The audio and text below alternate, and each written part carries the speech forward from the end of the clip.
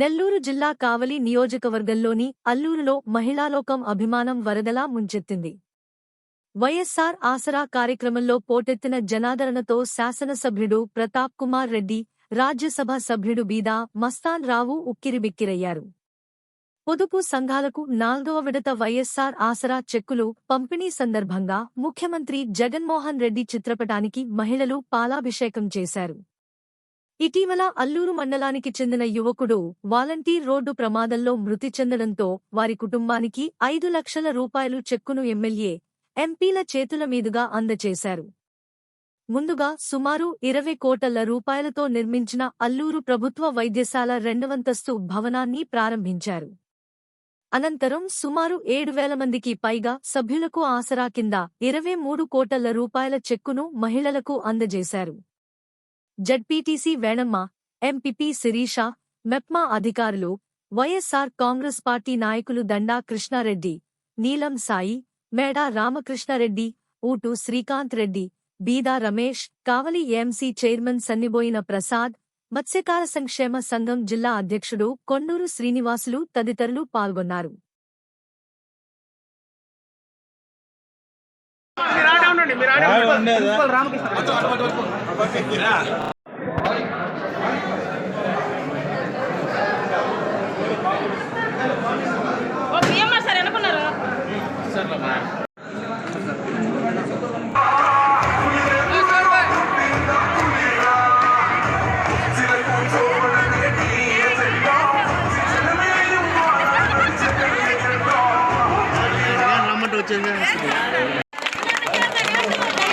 సాధారణంగా ఆహ్వానిస్తున్నాం.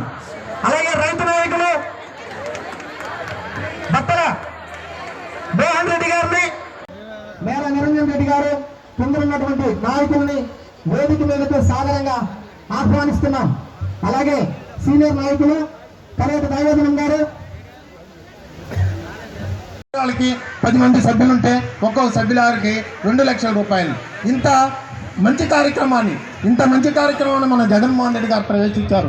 అదేవిధంగా 2019 ఉండేటటువంటి బాకాయిలు కాకుండా 2019 తర్వాత తీసుకున్నటువంటి దానికి ఫీజు రియంబర్స్మెంట్ కావచ్చు, ఏదో మీ ఆరోగ్యం కోసం హాస్పిటల్స్ కట్టేదానికి కావచ్చు, ఏదో మీకు గ్రామ స్వరాజ్యం ఏదైతే బాపూజీ గారు కలగన్నాడో గ్రామ స్వరాజ్యం కోసం మీ గ్రామాల్లో సచివాలయం నిర్మించి ఈరోజు సచివాలయ సిబ్బంది పని చేసేదానికి కావచ్చు, లేదా అవ్వాతాతలకి పెన్షన్ ఇచ్చేదానికి వాలంటీర్ వ్యవస్థ తీసుకొచ్చినందుకు కావచ్చు, ఈరోజు జగనన్న మీకు అండగా ఉండాలని ఏ విధంగా ఈ కార్యక్రమాలు పెడుతున్నాడో ఒక్కసారి ఆలోచించాలని కూడా మేము అందరికీ తెలియజేస్తున్నాం.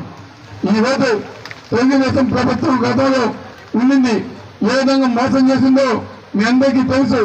కానీ ఈరోజు మళ్ళీ వాళ్ళు అంటున్నారు, మమ్మల్ని గెలిపించండి, వాలంటీర్స్ వ్యవస్థ తీసేస్తాం, సచివాలయాలు రద్దు చేస్తాం.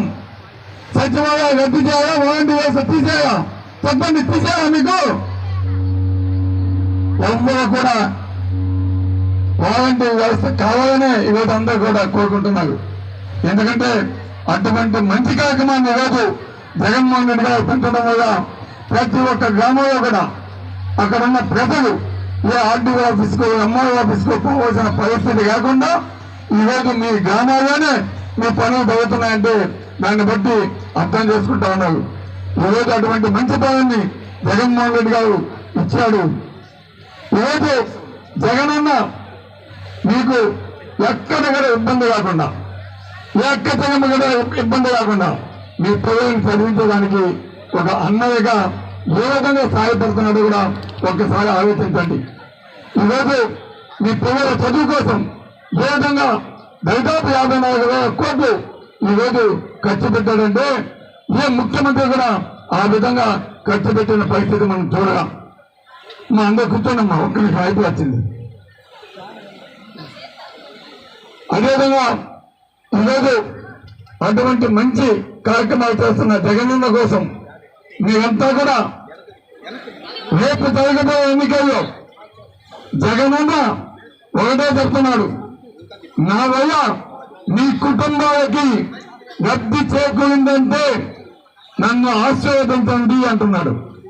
అదే ప్రతిపక్షం నాయకులు మిమ్మల్ని కాదు అడిగేది. పవన్ కళ్యాణ్ నువ్వుగా ఏదో బీజేపీ మీదండి, ఏదో కమ్యూనిస్టు మీదండి, నాకు సపోర్ట్ చేయండి, నేను జగనన్నను ఓడించాలా అనే ధ్యేయంగా వారు తత్వందాల వైపు పనిచేస్తున్నారని కూడా నేను అందరికీ తెలియజేస్తున్నాను. కాబట్టి ఆలోచించాలి, ప్రతి ఒక్కరు కూడా ఆలోచించండి.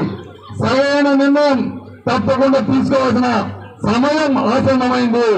కాబట్టి మీరు ఈరోజు జగనన్నను గెలిపించడానికి మీరంతా కూడా సిద్ధంగా ఉన్నామంటే ఒక్కసారి మీ పిడికిలు బిగించి మేము సిద్ధం అని చెప్పమని చెప్పండి.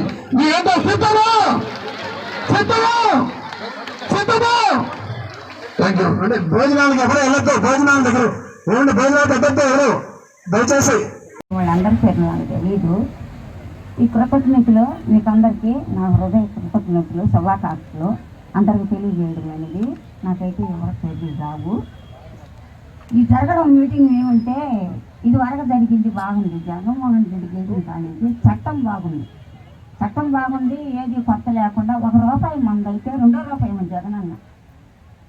బడికి పిల్లలు బాతుంటే ఒక నెలకు ఫీజు కట్టుకుని ఉంటే సార్లు ధరివేస్తారని ఒక నెలకైనా ఆడుకున్నాడు. బడిలేకపోతే అన్నం పిల్లకాయలకి భోజనాలు పెడుతున్నాడు, పాలిస్తున్నాడు, గుడ్డిస్తున్నాడు, సగలం పెడుతున్నాడు.